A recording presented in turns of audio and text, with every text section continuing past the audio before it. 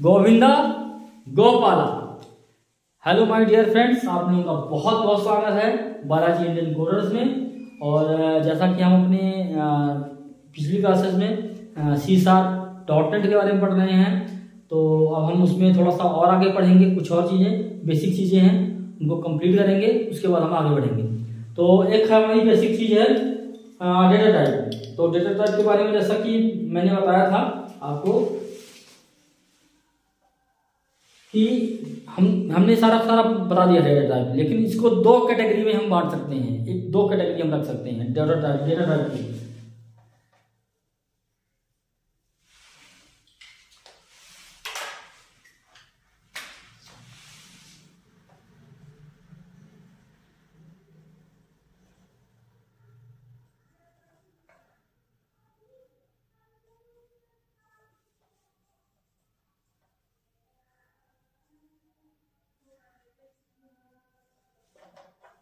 Data type category किसके आधार पर? Behaviour के आधार पर हम इसका दो कैटेगरी कर सकते हैं। एक है वैल्यू टाइप, दूसरा है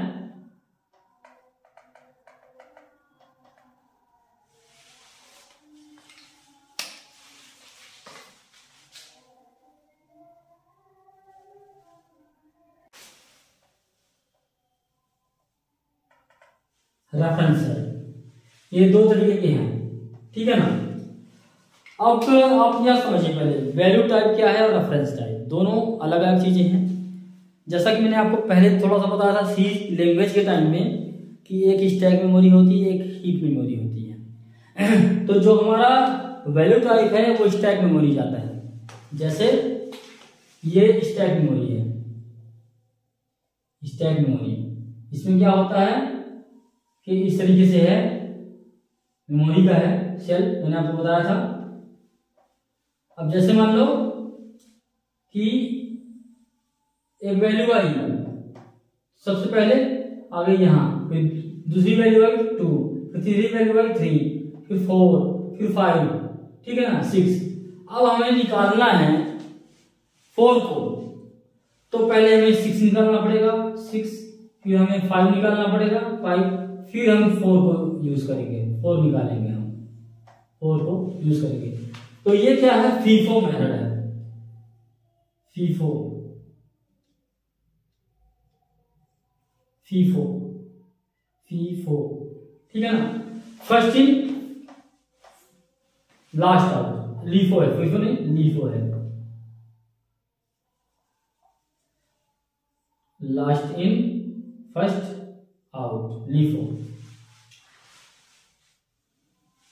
पहले लास्ट में सबसे इनपुट होगा और सबसे पहले जाके, जैसे आप देखिए एक अगर आपका प्लेट है उसमें रोटियां सिक के रखती हैं, तो सिकती जाती हैं, तो ऐसे ऐसे रोटी रखती जाएगी। तो जो सबसे लास्ट में सेकेगी रोटी वो पहले निकलेगी, सबसे पहले निकलेगी पहले लास्ट वाली रोटी, फिर उसके बाद वाली, फिर उसके बाद वाली।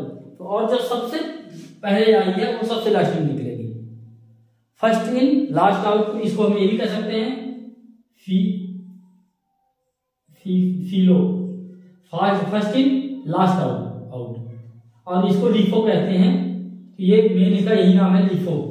तो मतलब कहने का भैया कि हम जैसे एक के ऊपर रखते जाएंगे, तो हम अगर निकालना है हमें, तो पहले लास्ट वाला निकलेगा, फिर दूसरा वाला निकलेगा, तीसरा, ऐसे ऐसे करते करते यहां तक आएगा। तो ये स्टैक में जाती है।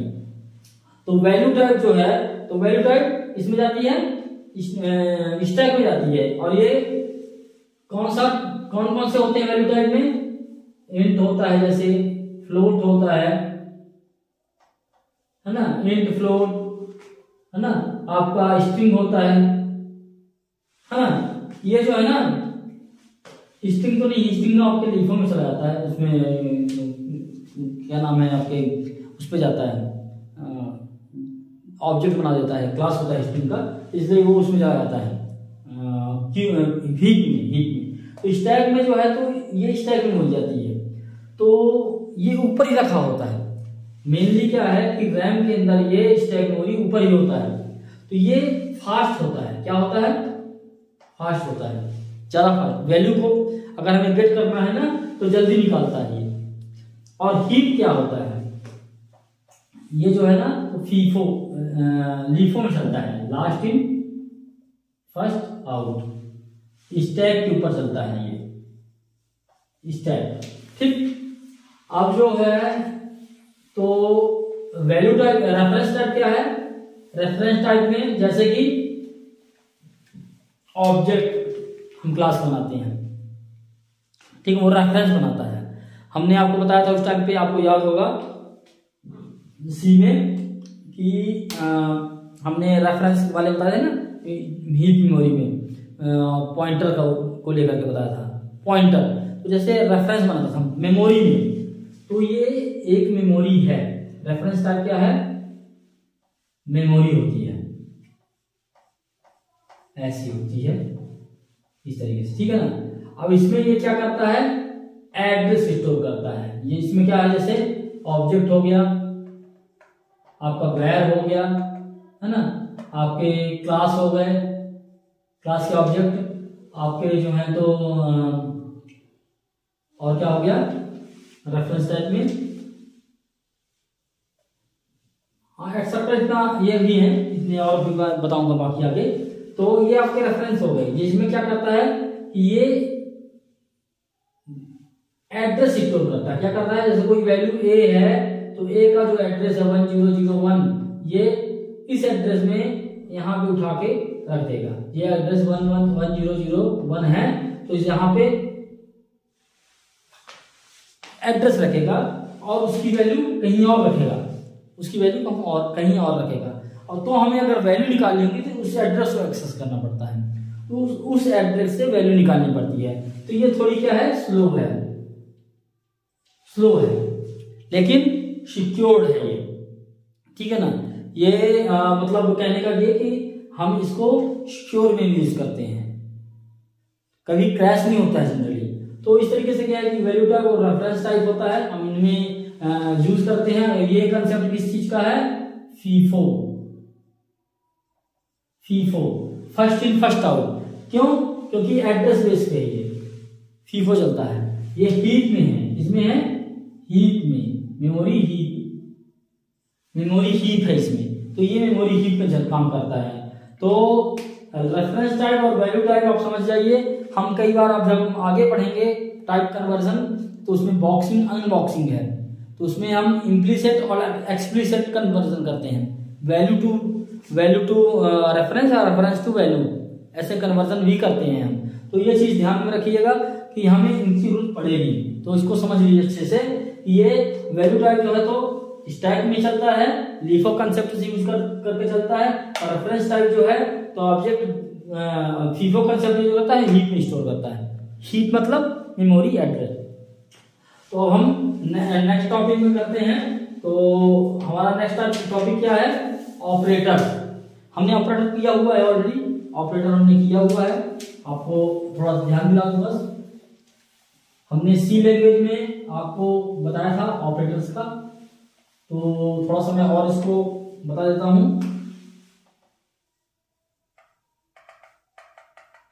ऑपरेटर्स हमने आपको याद होगा, ऑपरेटर्स हमने बताया हुआ है। अब ऑपरेटर्स में अर्थमेटिक ऑपरेटर वैसे ही है जैसे कि प्लस माइनस आप यूज कर रहे हैं, सी लैंग्वेज में आपने किया है। ऑपरेटर्स का रेफरेंस आप पढ़, उसमें वीडियो देखिएगा, और ऑपरेटर्स आपको एज इट इज, उसमें कोई चेंज नहीं है। इसमें जो है तो आपका कोई भी चेंजिंग नहीं है। ऑपरेटर्स में आपके सारे वही हैं, arithmetic operator, arithmetic operator, plus minus, multiplication, divide, ठीक है ना, और मॉडल, यही है, इतने ही है। फिर आपका दूसरा हो गया कौन सा, अर्थमेटिक के बाद आपका असाइनमेंट ऑपरेटर, असाइनमेंट ऑपरेटर हो गया। इसमें आपका क्या है, इसमें आपके जो है तो equal to plus equal to, ठीक है ना, असाइनमेंट इक्वल टू, ये असाइनमेंट है, ठीक है ना, ये ऑपरेटर्स हैं। फिर आपका जो है तो अर्थमेटिक के साथ, मतलब जो भी अर्थमेटिक के साथ इक्वल टू अगर लिखा है तो असाइनमेंट ऑपरेटर है, मेन यही है असाइनमेंट, जैसे सी मैंने आपको बताया था। बाकी ये तो जैसे प्लस इक्वल टू दोनों मिला करके है, तो असाइन भी कर रहा है और अर्थमेटिक ऑपरेटर को भी यूज कर रहा है, मतलब प्लस भी कर रहा है, फिर पहले प्लस करता है फिर इक्वल टू उसको वैल्यू दे देता है। ऐसे इक्वल टू ये ऑपरेटर यूज होता है इक्वल टू कंडीशन लगाने के लिए। तो इस तरीके से ये भी और है, जैसे डिवाइड का लिए है, divide equal to modulo equal to, इस तरीके से है, ठीक है ना। अब आपका तीसरा है सेम टू सेम सी की तरह ही logical comparison operator.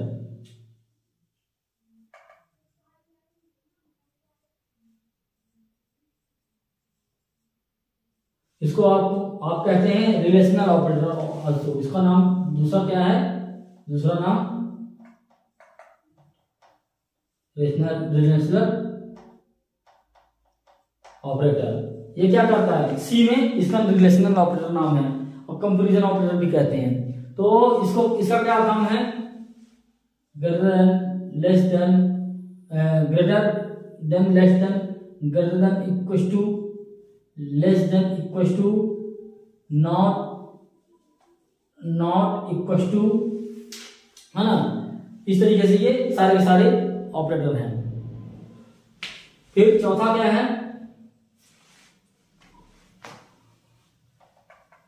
Concatenation operator. ये नया आपको दिख रहा होगा,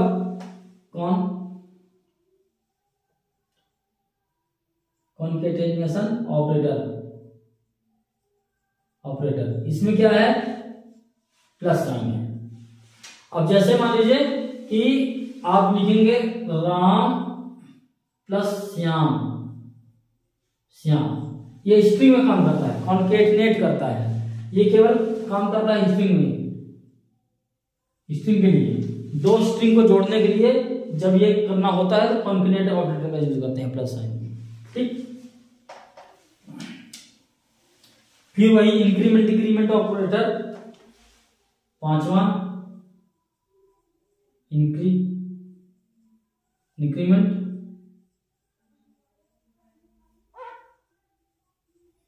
डिक्रीमेंट ऑपरेटर ये क्या होता है, प्लस प्लस और माइनस माइनस, ठीक। मैंने बताया था, सब इसका कंसेप्ट क्लियर है उसमें, सी के क्लास में सी में ऑपरेटर हमने पढ़ाया था, उसमें है। और सिक्स्थ है लॉजिकल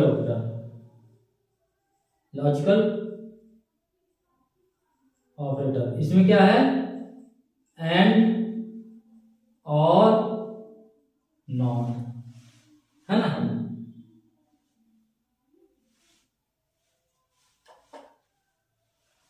एंड और नॉट, ये आपके सी क्लास में मैंने बता दिया है। तो ये सारे ऑपरेटर हैं। इसमें केवल एक चीज आपने नेक्स्ट बढ़ा दिया है, क्या, फोर्थ नंबर का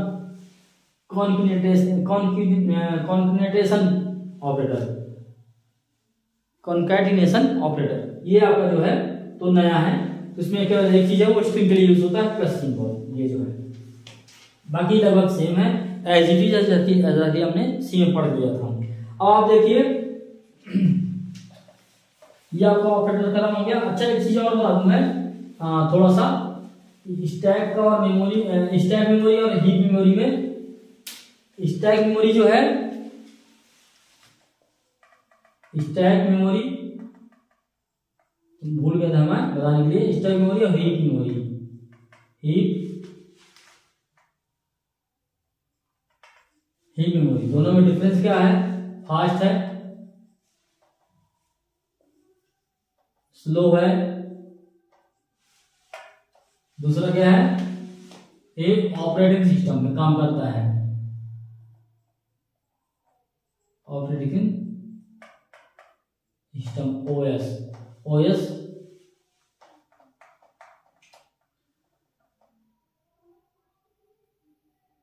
पार्ट, ये ऑपरेटिंग सिस्टम का पार्ट है। और ये किसका पार्ट है, ये पार्ट है CLR का, ठीक है ना, ये ऑपरेटिंग सिस्टम का पार्ट नहीं है, CLR डिफाइन कराता है। ये मेमोरी मैनेज करता है, गार्बेज कलेक्टर चलाता है, इसमें सिक्योरिटी बनाता है, ये इसका काम है पूरा पूरा। तो ये मेमोरी हीप, सारी की सारी चीजें हीप में काम कर रही होती हैं। और आपका object oriented programming almost 95% heap पे ही चल रहा होता है, ये ध्यान रखिएगा। और आपका क्या है, फास्ट फ्लो हो गया आपका, ऑपरेटिंग सिस्टम में ये काम कर रहा होता है। और इसमें ऐसे इंट हो गया, फ्लोट हो गया, फ्लोट हो गया, इसमें जैसे है एग्जांपल ऑब्जेक्ट हो गया, वेयर हो गया, क्लास हो गया, ये सारे हैं।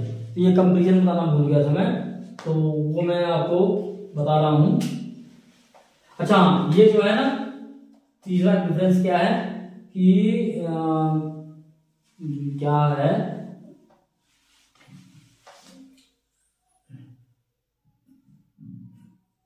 लेस मेमोरी यूज करता है, ये ज्यादा मेमोरी, मोर मेमोरी यूजिबिलिटी जो है, तो इतना यूज करता है इनका, ये ध्यान रखिएगा। थोड़ी शॉर्ट में बता रहा हूं मैं। अब मैं इसमें आपको और थोड़ी चीज बता देता हूं। आपका जो है तो हमने ऑपरेटर्स पढ़ लिया, बता दिया। अब है कंडीशनल स्टेटमेंट, कंडीशनल स्टेटमेंट्स। तो कंडीशनल स्टेटमेंट क्या है, दो तरीके से है, दो हैं। एक है ब्रांचिंग, ब्रांचिंग, दूसरी का है लूपिंग, लूपिंग, ठीक है ना। ब्रांचिंग में हम कहते हैं इफ एल्स स्टेटमेंट, ब्रांचिंग में क्या है, इफ एल्स स्टेटमेंट्स हैं सारे सारे, ठीक है ना। लूपिंग में आपका आ गया लूप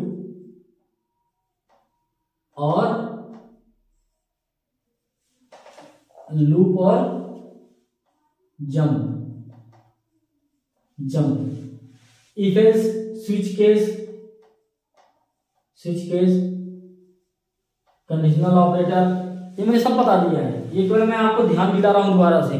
सी में मैंने सब कुछ बताया हुआ है, branching, if else, multiple if else, nested if else, है ना। और if condition only, if else condition only, nested में है, चाइल्ड आपका जो है तो मल्टीपल जो हो रहा है, स्विच केस है, ये कैसे यूज करते हैं, ये मैं इनका एक छोटे छोटे एग्जाम्पल करवा दूंगा, इनके छोटे छोटे एग्जाम्पल एक दो क्लास में करवा दूंगा, और लूपिंग का करवा दूंगा थोड़ा सा, जिससे आपका कंसेप्ट क्लियर रहे, ठीक है ना। और लूपिंग में आप जंपिंग में वही ब्रेक है, वही आपका जंप स्टेटमेंट है, वही सब चीजें सेम टू सेम, बस थोड़े से लिखने के तरीके अलग हैं, वो मैं आपको प्रैक्टिकल में बताऊंगा, न कि मैं थ्योरी में बताऊंगा, डायरेक्ट प्रैक्टिकल में बताऊंगा, और उसी में आपको प्रैक्टिकल भी करवा दूंगा, जिससे हमारा ये ज्यादा क्लासेस ना खींचे, ये जो है तो ये उतने ही काम करें जितना कि हमें यूज करना है, हमें ज्यादा टाइम वेस्ट नहीं करना। तो गाइस, लूपिंग में, जंपिंग में वही है, ब्रेक स्टेटमेंट है, गो टू स्टेटमेंट है, तो गो टू और जंप आते हैं ना, गो टू एंड जंप, वो ब्रेक, ठीक है ना। लूप में आपका फॉर लूप है, वाइल है, डू वाइल है, डू वाइल है ना। एक नया लूप है, वो है आपका for each loop, for each loop, ये एक नया लूप है चौथा नंबर का, और वो मैं आपको बताऊंगा। इन तीनों को मैं नहीं बताऊंगा, प्रैक्टिकल में बताऊंगा, लेकिन इसको मैं थोड़ी सी थ्योरेटिकल भी बताऊंगा, क्योंकि आपको ये क्लियर हो जाए, जिससे कि आपको आपके लिए जो है तो ये दिक्कत ना रहे कि आपको ये समझ में ना रहे कि ये फॉर ईच लूप है क्या। और बहुत ज्यादा यूज करते हैं हम इसको, अगर हमारे पास कोई लिस्ट, डिफाइंड लिस्ट है, और उसमें हमें डायरेक्ट जल्दी जल्दी निकालना है, वैल्यू निकालना है, तो हम फॉर ईच का यूज कर लेते हैं। बहुत आसान तरीका है, लूप क्लियर है, लेकिन मैं आपको इसको प्रैक्टिकल करके दिखाऊंगा और थ्योरी भी बताऊंगा। तो इस तरीके से आपका ये जंप स्टेटमेंट खत्म हो गया, आपका ब्रांचिंग खत्म हो गया, इफ एल्स कंप्लीट हो गया। आप सी में इसके लिए आप सी लैंग्वेज की क्लास देखिएगा, सी की, इसके लिए आप सी की देखिएगा, ये सारा का सारा सी, इसको बस मैं कराऊंगा नया, जो नया है वो मैं बताऊंगा आपको। तो आपका जो है, तो मैं आपको जो है तो जैगड एरे बताऊंगा, जैगड नहीं, फॉर इच लूप, जो लूप का फोर्थ टाइप है, जो कि आपने सी में नहीं पढ़ा है, वो मैं आपको बता रहा हूं, फॉर ईच लूप, ठीक है ना।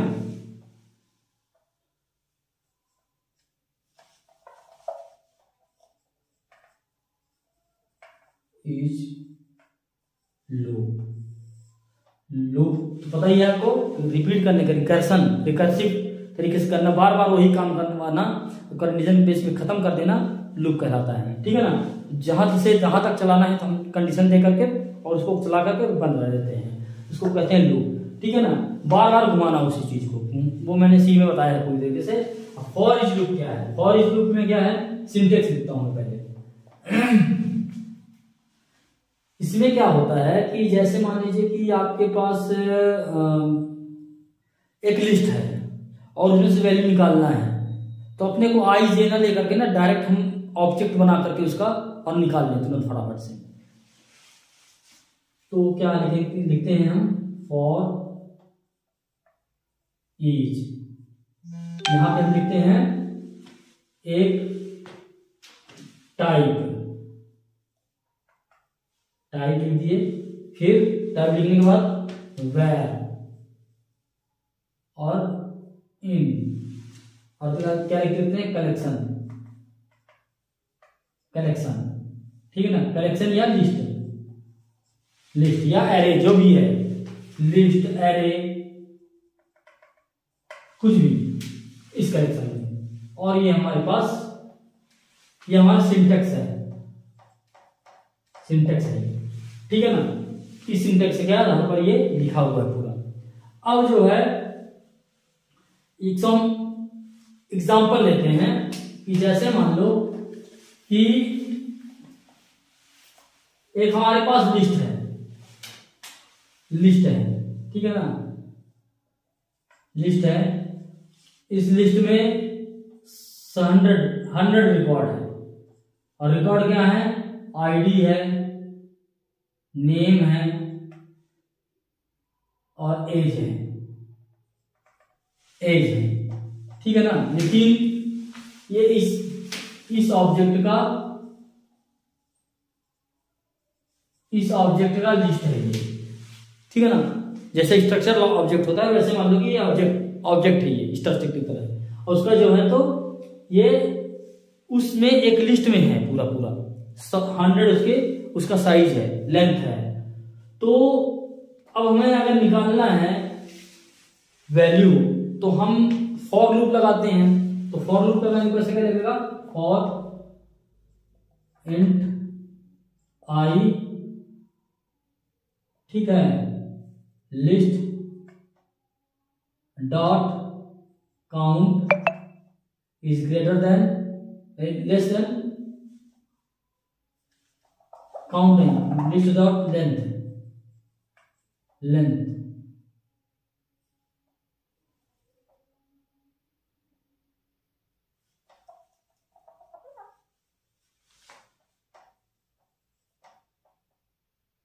Is greater than less than, मान लो 100 है लिख दिया हमने, ठीक है, लेंथ काउंट नहीं, हाँ, तो ये लिख दिया, और इसके बाद आई प्लस प्लस, ठीक है, ये लिख दिया हमने। अब इसमें हम निकल पाएंगे कि जैसे मान लो कोई चीज है तो ए इक्वल टू, जो भी मान निकालना है, आईडी आई, ठीक है ना, b equal to name i, फिर सी इक्वल टू, है ना। ये आई कंसेप्ट लेके चलना पड़ रहा है बार बार। इस चीज को ओवरकम करने के लिए हमने क्या किया, जिसने भी मतलब ये फॉर ईच लूप बनाया है, ये भी 3.0 से आया है, न्यू चीज है ये। इसने क्या किया ना, फॉर ईच। हमें लेंथ देने की कोई जरूरत नहीं पड़ेगी, हमने इसमें लिख दिया where n in list। इस लिस्ट का एक बाई एक करके n में ऑब्जेक्ट बनता जाएगा, ठीक है ना। और इसमें जो है तो a equal to n dot i, b equal to n dot name, c equal to n dot age, बनता जाएगा। तो मतलब कहने का कि क्या है कि ये एक स्पेशल तरीके का स्पेशल, इसमें क्या है ना, इसमें आप जो है तो आगे की वैल्यू नेक्स्ट करके भी देख सकते हैं, एन डॉट नेक्स्ट। इसे मेन फर्क क्या है, एन डॉट नेक्स्ट है, इसमें से आप आगे की वैल्यू भी ले सकते हैं, मतलब है इस रिकॉर्ड में, मान लो आप हैं एन में रिकॉर्ड में, लेकिन आपको आगे वाली वैल्यू का वो चाहिए, आगे वाली नेक्स्ट रो वाली वैल्यू चाहिए आपको, तो आपको मिल जाएगा n dot next dot ID, इस तरीके से। तो इस तरीके से ये क्या है ना, special type of operate loop है ये, फॉर ईच, और हम जनरली बहुत यूज करते हैं इसका। तो हम इसका यूज भी करके दिखा देंगे आपको, और ये हम आपको समझा भी देंगे कैसे फॉर ईच लूप यूज होता है। तो हम इसका एक प्रैक्टिकल करेंगे फॉर ईच का, और एक हम एरे का जो नया एरे है एक, उस एरे के बारे में भी हम पढ़ेंगे, और उसका भी प्रैक्टिकल साथ में करवा देंगे या अलग से करवा देंगे। तो इसका प्रैक्टिकल मैं करवाऊंगा, ठीक है। तो इस तरीके से आपका जो है तो ये सेशन कंप्लीट होता है। ये जो क्लास आज की है तो कंप्लीट होती है। इसमें हमने पूरी तरीके से कवर कर लिया है ऑपरेटर्स, और हमने वैल्यू टाइप, रेफरेंस टाइप भी डेटा टाइप का पढ़ लिया, ऑपरेटर्स पढ़ लिया हमने, कंडीशनल कंट्रोल्स पढ़ लिए, फॉर लूपिंग पढ़ लिया, ब्रांचिंग पढ़ लिया। तो हमने यहाँ तक कर लिया। अब नेक्स्ट क्लास में हम एरे देखेंगे और उसके बाद कंसेप्ट देखेंगे। तो गाइस, तो हम यहाँ तक कर लिए हैं, और हम नेक्स्ट क्लास में मिलते हैं न्यू एरे के साथ। तब तक के लिए थैंक यू, बाय। अच्छा, एक चीज और कि अगर मान लीजिए कि वीडियो में कहीं भी आपको नहीं समझ में आ रहा है, या कोई चीज स्किप हो रही है, या कोई चीज सीखा है तो वो भी नहीं समझ आ रहा, तो उसी वीडियो में मेरे को बता दीजिएगा, तो मैं आपको जो है तो उसका पूरी तरीके से समझाने की कोशिश करूंगा। तो guys, thank you, bye, take care.